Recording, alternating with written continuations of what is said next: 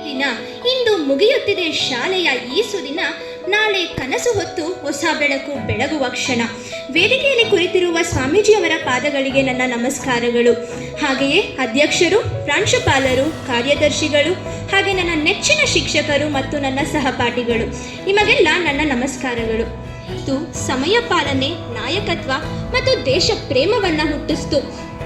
ಬೆಳಗ್ಗೆ ಬೇಗ ಎದ್ದು ಸೂರ್ಯನ ಬಿಸಿಲಲ್ಲೂ ಸಹ ಡ್ರಿಲ್ಲಿಗೆ ಹೋಗೋದು, ಸಾಲಾಗಿ ನಿಲ್ಲೋದು, ಒಬ್ಬರನ್ನೊಬ್ಬರು ಬೆಂಬಲಿಸೋದು, ಇವೆಲ್ಲ ನಮ್ಮ ಆತ್ಮವಿಶ್ವಾಸವನ್ನು ಗಟ್ಟಿಗೊಳಿಸಿತು.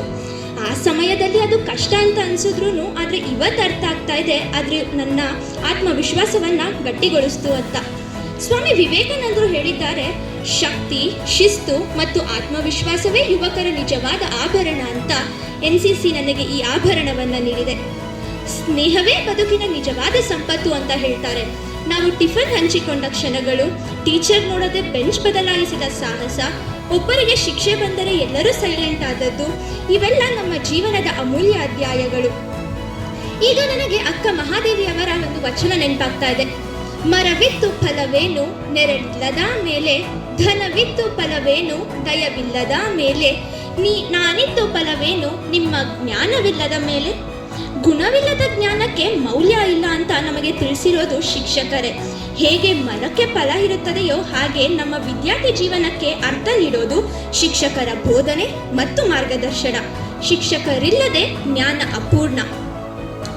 ಬಳಪ ಇಡಿಸಿ ಅಕ್ಷರ ತಿದ್ದಿಸಿ, ಬೆತ್ತ ಹಿಡಿದು ಸರಿ ತಪ್ಪನ್ನು ತಿದ್ದಿ, ತಾಯಿಯಾಗಿ ತಂದೆಯಾಗಿ ಎದುರು ಕಂಡ ದೈವವಾಗಿ, ಬಾಳಿಗೊಂದು ಚೌಕಟ್ಟು ಹಾಕಿ ಬದುಕ ದಿಕ್ಕ ಬದಲಿಸಿ, ಗುರಿಯ ತೋರಿ ದಾರಿ ದೀಪವಾಗಿ, ಕೈ ಹಿಡಿದು ಮುನ್ನಡೆಸಿ, ಸಣ್ಣ ಸಣ್ಣ ಸಾಧನೆಗೆ ಬೆನ್ನು ತಟ್ಟಿ, ಭವಿಷ್ಯದ ಹೊಣೆ ಹೊತ್ತು ದಡ ಸೇರಿಸುತ್ತಿರುವ ನನ್ನೆಲ್ಲ ಶಿಕ್ಷಕರಿಗೆ, ಜಗದಾಚೆ ಜೀವನವೆಂಬ ಪಠ್ಯಕ್ಕೆ ಮಾರ್ಗದರ್ಶನವಿದ್ದ ಗುರುಗಳಿಗೆ ನನ್ನ ಹೃದಯಪೂರ್ವಕ ಧನ್ಯವಾದಗಳು.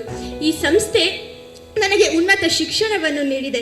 ಆದ್ದರಿಂದ ಡೈರೆಕ್ಟರ್ ಸರ್ ಹಾಗೂ ಪ್ರಿನ್ಸಿಪಲ್ ಮ್ಯಾಮ್, ನಿಮಗೆ ನನ್ನ ಧನ್ಯವಾದಗಳು.